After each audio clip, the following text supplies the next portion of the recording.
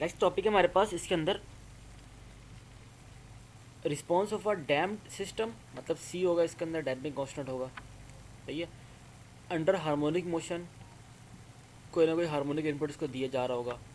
Of the base, अब यहाँ पे ना बेस मोशन का कॉन्सेप्ट आएगा। बेस मोशन, बेस मोशन में क्या होता है, फॉर एग्जांपल आपकी ये आपका फ्लोर है, सही है, और इस फ्लोर में क्या है, यहाँ पे एक मशीन रखी हुई है, फॉर एग्जांपल प्रिंटिंग प्रेस से रखा हुआ है यहाँ पे, सही है। और वो उस प्रिंटिंग प्रेस की वाइब्रेशन आपके साथ पड़ा हुआ एक कुर्सी बोल दो, या एक कोई मास बोल दो, या पानी की बोतल बोल दो, जो कैन होता है पानी का वो पड़ा हुआ है, सही है। इस प्रिंटिंग प्रेस की वाइब्रेशन कहाँ जा रही है, ज़मीन पे जा रही है, जिसकी वजह से क्या हो रहा है, ज़मीन वाइब्रेट कर रही है। इस पानी की बोतल के लिए ना ज़मीन एज अ वाइब्रेटर काम कर रही है, ये ज़मीन एज अ फोर्स वाइब्रेटर काम कर रही है, जो कि इसको कंटिन्यूसली फोर्स देती जा रही है ज़मीन। और ज़मीन के अंदर फोर्स कहाँ से आ रही है, इस प्रिंटिंग प्रेस की वजह से। तो जो ज़मीन है ना, वो इस बॉटल के लिए एज अ बेस वाइब्रेशन काम कर रही होगी, क्योंकि वो उसको कंटिन्यूस, क्योंकि वो उसकी बेस पे है, तो ये बॉटम पे है। सबसे पहली बात तो ये, क्योंकि वो उसकी बेस पर है, बॉटम पे, और उस बेस जो है वो कंटिन्यूसली उसको कहीं ना कहीं फिर दूसरे मीन से उसको एनर्जी मिलती जा रही है, और वो बेस से एनर्जी ट्रांसफ़र हो रही है इस बॉटल के अंदर in the form of vibration. तो यहाँ पे कॉन्सेप्ट आता है बेस वाइब्रेशन का। बेस वाइब्रेशन क्या होती है कि वो वाइब्रेशन जो कि आपकी बेस से ट्रांसमिट हो रही है आपकी बॉडी में। बेस यहाँ पे आपकी ज़मीन है, और ज़मीन से ट्रांसमिट हो रही है आपकी बॉडी में, जगह आपकी बॉटल है, पानी की कैन जो रखा हुआ है उस पर ट्रांसमिट हो रही है। बॉटल हमारा मास है, अब हमने देखना है कि वो बॉटल जो हमारी है, जो मास हमारा है, वो कितना डिस्प्लेस कर रहा है। इसको बोलते हैं response of a dam system. ये सिस्टम डैम्ड है, यहाँ पे डैम्पर शैम्पर लगे होंगे, सही है। और उस डैम सिस्टम की वजह से हमारा जो पानी है कितना डिस्प्लेस करता है, कितनी वाइब्रेशन इसमें परफॉर्म होती है, इसको बोलते हैं बेस वाइब्रेशन। ये कॉन्सेप्ट समझ आया, बेस वाइब्रेशन क्या होती है। हाँ। जैसे यहाँ पे बुक ने एक एग्जांपल दी, ये मेरी बेस है जो कि कंटिन्यूसली वाइब्रेट कर रही है किसी न किसी एम्पलीट्यूड से। देखो यहाँ पे लिखा हुआ है, ये कंटिन्यूसली किसी न किसी एम्पलीट्यूड से मोशन में है ये बेस हमारी, और वो बेस अपनी मोशन ट्रांसमिट कर रही है। बेस के बाद देखो डैम्पर लगे हुए हैं और एक स्प्रिंग कांस्टेंट लगा हुआ है, एक स्प्रिंग लगा हुआ है, इसका मतलब यहाँ पे कुछ ना कुछ कोई शॉक एब्जॉर्बर टाइप की कोई चीज़ है यहाँ पे, और यहाँ से मोशन ट्रांसमिट होकर जा रही है मास में। हमारा एक्चुअल जो कंसर्न है वो ये देखना है कि हमारा मास जो है वो कितना डिस्प्लेस कर रहा है, या मास के अंदर जो वाइब्रेशन आ रही है वो कितनी आ रही है। लेकिन वो वाइब्रेशन डायरेक्टली डिपेंड कर रही है इस बेस की वाइब्रेशन पे। फॉर एग्जांपल बेस मूव करती है इतना, 1 मिलीमीटर मूव करती है बेस, तो बेस के 1 मिलीमीटर ऊपर मूव करने से हमारा जो सिस्टम है मास, वो कितने मिलीमीटर मूव करता है ऊपर। इसमें हमारा कंसर्न ये है, इस टॉपिक में कंसर्न हमारा ये है, सही है, समझ आया ये क्यों पढ़ रहे हैं। इसी तरीके से आपको पता है कि ज़मीन के साथ ज़मीन वाइब्रेट कर रही है। आपको एक नोट कर लिया आपने कि ज़मीन जो है ना वो हर सेकंड में इस मीन से या इस एम्पलीट्यूड से वाइब्रेट कर रही है। तो आपको चेक करना है कि अगर ज़मीन इतने एम्पलीट्यूड से वाइब्रेट कर रही है, जो कि ज़मीन एज अ बेस काम कर रही है, तो उसके हिसाब से आपका जो कैन है वो कितना वाइब्रेट कर सकता होगा, अगर आपको उसका डैम्पर पता है और आपको उसका स्प्रिंग कांस्टेंट पता है। ठीक है, तो ये कंसर्न है इस टॉपिक का, समझ आ रहा है।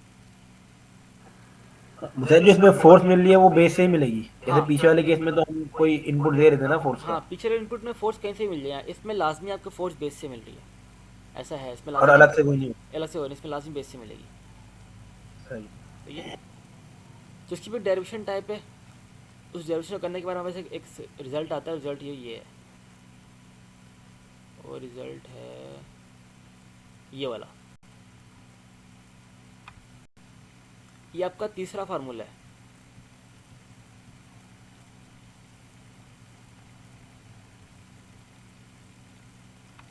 इसको भी नोट कर लेना, तीसरा फार्मूला आपका ये चैप्टर का। इसमें देखो जो एक्स है ना, ये एक्स आपका जो ऊपर बॉडी पड़ी हुई है, जो पानी की बोतल है, ये उसकी डिस्प्लेसमेंट है, या उसका रिस्पॉन्स है। और ये जो वाई है ना, ये वाई आपका जो बेस है, ये उस बेस का रिस्पॉन्स है वाई, सही है।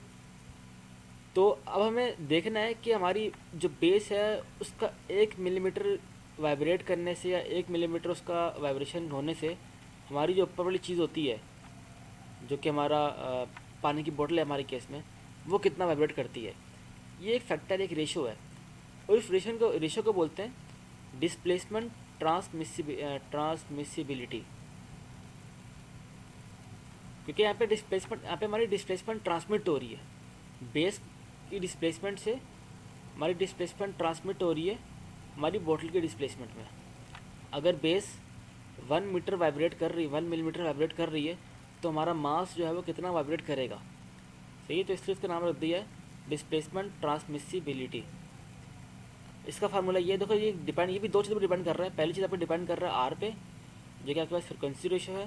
दूसरा डिपेंड कर रहा है डैम्पिंग रेशो पे। ठीक है, फ़र्क क्या है, नीचे वाली चीज़ वही है जैसे आपके पहले थी, सिर्फ ऊपर एक इस चीज़ का इजाफा हो गया है। बाकी फार्मूला आपका वही है, फोर्स वाइब्रेशन वाला फार्मूला ही है जिसमें डैम्पर था, सिर्फ इस चीज़ का इजाफा, बाकी सारा फार्मूला आपका वही है। तो ये तीसरा फार्मूला जो कि आपको अपने ध्यान में रखना है। ठीक है, इसकी भी पर्टिकुलर सही है। डेरिवेशन सर ने कही थी, लेकिन डेरिवेशन कोर्स का पार्ट पेपर वगैरह में आता नहीं है, तो करने का फ़ायदा वायदा नहीं है उसका। बस ये है कि इसका एंड रिजल्ट हमारे पास ये आ रहा है, क्योंकि ये फार्मूला हमारे पास ये आ गया। ठीक है, इसके भी कुछ पैरामीटर होते हैं, इसके भी ऐसे ग्राफ है कि चीज़ें कैसे चेंज होती है। देखो इसमें भी हमारे पास जो ट्रांसमिसिबिलिटी है वो दो चीज़ों पर डिपेंड कर रही है। पहली चीज़ हमारे पास डैम्पिंग रेशो पर डिपेंड कर रही है, दूसरी चीज़ हमारे पास वो फ्रीक्वेंसी रेशो पर डिपेंड कर रही है।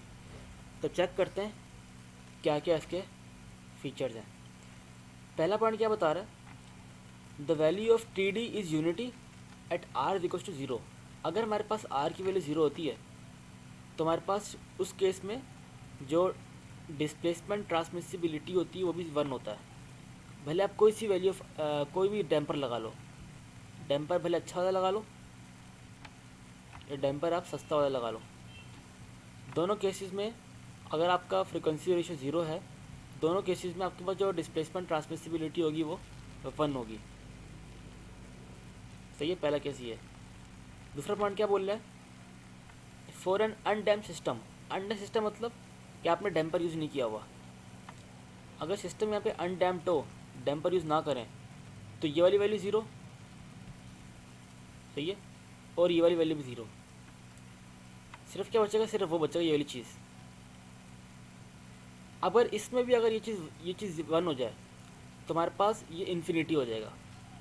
वही बात लिखी हुई है कि अगर आपके पास फॉर एन अनडैम्प्ड सिस्टम अगर आपके पास डैम्पिंग रेशो 0 रहता है और आर भी अगर 1 हो जाए, तो उस केस में आपके पास जो डिस्प्लेसमेंट ट्रांसमिसिबिलिटी होती है वो इन्फिनिटी हो जाती है। तीसरा केस क्या है, the value of displacement transmissibility is less than unity. ये 1 से कम कब होती है, अगर आपके पास जो आर है, आर मतलब फ्रिक्वेंसी रेशो, अगर फ्रिक्वेंसी रेशो हमारा देखो ये √2 है ना, अगर फ्रिक्वेंसी रेशो हमारा √2 से बड़ा होता है, मतलब इस साइड पे जा रहे हैं हम, अगर फ्रिक्वेंसी रेशो √2 से बड़ा होता है तो हमारे पास क्या होता है, देखो हर में क्या हो रहा है, सब में हमारे पास एक मोनोटोनिकल डिक्रीज हो रहा है, और सब में हमारे पास जो डिस्प्लेसमेंट ट्रांसमिसिबिलिटी की वैल्यू है वो 1 से छोटी है। वो बात लिखी हुई है यहाँ पे, समझ आ भी रहा है कुछ।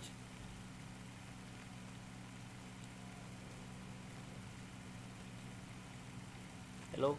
मतलब इसमें वो जो हमारा क्या है ये डैम्पिंग रेशियो जो है हमारा, हाँ हाँ उससे कोई ताल्लुक नहीं है। अगर आर की वैल्यू √2 से बड़ी होगी तो हाँ हमारी टीडी की वैल्यू 1 से छोटी होगी।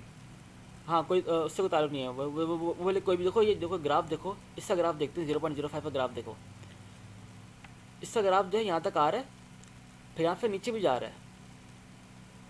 जैसे इसकी वैल्यू हमारे पास आर की वैल्यू √2 होती है, √2 के बाद वो नीचे ही आ जाता है। ग्राफ भले इसकी वैल्यू कोई भी हो, वो √2 के बाद साथ सबको इधर ही आना है, सब इधर आएंगे।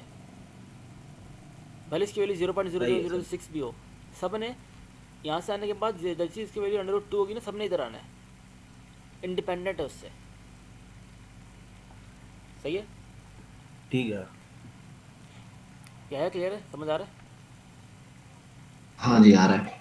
आगे लिखा हुआ है the value of T D displacement transmissibility is unity for all value of R equals to 2। अगर वैल्यू बिल्कुल आर इक्वल्स टू 2 हो तो उस केस में क्या होता है हमारे पास, जैसे दिख रहा है ग्राफ में, जो डिस्प्लेसमेंट ट्रांसमिसिबिलिटी होती है उसकी वैल्यू हमारे पास 1 होती है।